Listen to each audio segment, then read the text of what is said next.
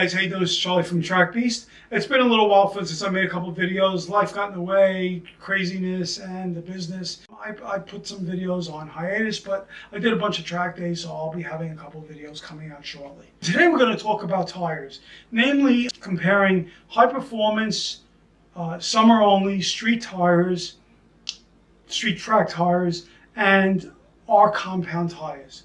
Namely, the Goodyear F1 Supercar 3s, what I'm just going to call them G3s, and the F1 Supercar, Goodyear F1 Supercar G3Rs. So I'm going to call these G3Rs, those G3s. It's too long saying F1 Supercar, blah, blah, blah. So basically, G3s, awesome tires. I mean, I've had them. I drove down from Florida once, from New York, the next day I went to Palm Beach International Raceway, and with the tires that I just drove down from New York, and the stock alignment, I mean stock straight up alignment what comes from the factory, I went up and kicked a bunch of cars' asses. I mean, I passed the Shelby GT350 with Hoosier R7s, which are 40 treadwear. Those are 220. So they're like 5 times as sticky as these. Those are all out track tires, and these are street tires. That's how good those tires are. But I wanted to go faster because I could always go faster than a lot of cars, but I just couldn't pass the really quick cars. I wanted to try something and did an experiment putting Goodyear G3Rs on, which are the tires that come on the ZL1 LE. So these are the stock tires that come on the ZL1 LE, except I put them on my car with the stock sizes, 285/30 20s in the front, 305/30 20s in the rear. And I did the same thing with the Goodyear G3Rs.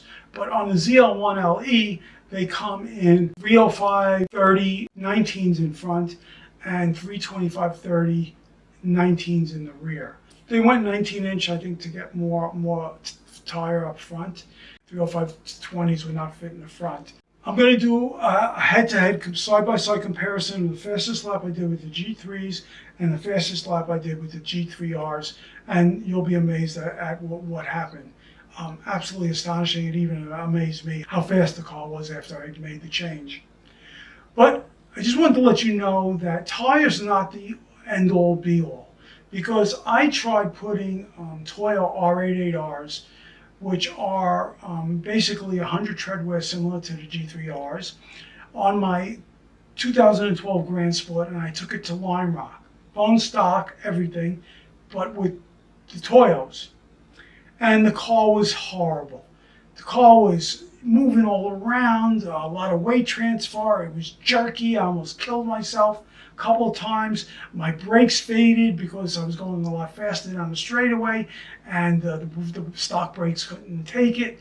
As you can see in this clip, the car just absolutely just going around a turn, and the car just, for no reason at all, and I'm gentle on the gas, gentle on the brakes, and the car just snaps out on me. So that happened to me a bunch of times that day, and I just had to drive white knuckles all around to keep that car on the road. And also the brakes gave way, and after about 4 or 5 laps, and I went off the track. I put my brakes on and nothing happened, and I went off the track in the left-hander. Needless to say, make sure the chassis is up to, and your brakes are up to the tires before you go just putting race tires on and thinking that the car is going to be great. I'm going to show you a clip of the car after I did sway bars, shocks, solid transmission mounts, and Aero 6 brakes. Look at the difference. You see how good the car handles? It's steady. It goes wherever I want it to go. I could snap the ass out and it just goes without no problem. And I plant the gas and it just hunkers down. So how I could do this, by the way, and why I know all of this is I used to race cars probably beginning of 2000. So I raced street stock, then I went to SPO, Pro Truck, and then I went to GT1. So, and I built all my cars. So I would buy them, fix them to the way I like them, and then drive them.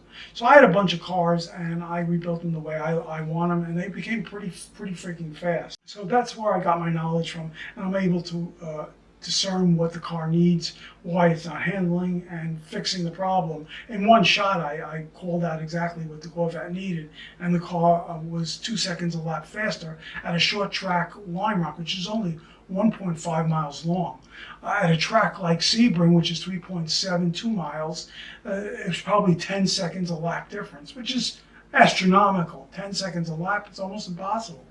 So, like I said, just make sure your chassis and your tires are up to snuff.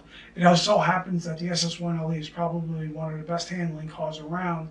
That's why it just goes to our compound like nothing. It adapts to them so quick because the chassis is that capable. Now we're going to do the side-by-side comparison. Goodyear G3s, Goodyear G3Rs. Side-by-side, fastest lap I did with these, fastest lap I did with the R compound. Enjoy the video, I'll talk to you at the end.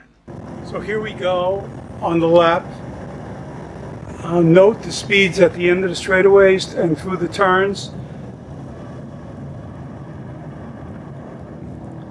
Already we're getting to the second turn almost, and already the G3Rs are pulling ahead.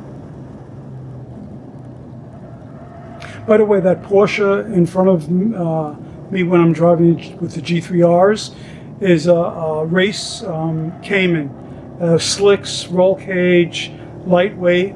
The car wasn't that fast in the straightaways, but damn, in the turns, it flew through the turns. No matter what I did, I couldn't keep up. So note the top speed. Note the speed through this turn. There's probably a 2-3 mile per hour difference.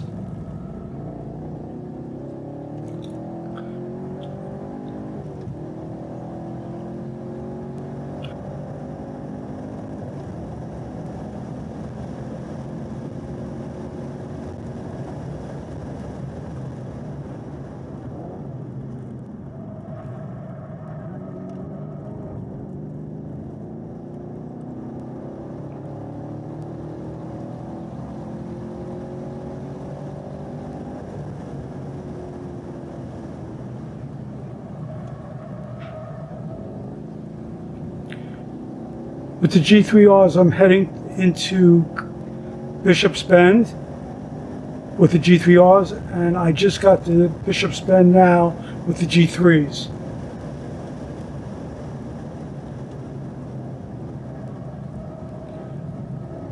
So I'm heading onto the back straight now with the G3Rs. Up a little too much gas, and with G3s, I'm just heading onto the back straightaway.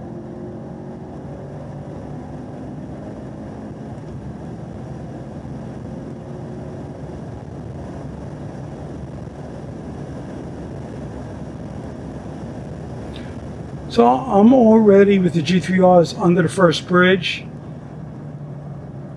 and I'm just getting to the first bridge now with the G3s. So G3Rs just finished, and right now the G3s. Big difference. So now that you saw the video, 4 seconds a lap difference. That is insane. Just by doing nothing else but changing the tires. It was the same weather conditions, it was the same temperature, same driver, same track, and 4 seconds a lap difference. I don't think you could put another 100 horsepower on that car and it would do 4 seconds a lap. That's how much difference it made.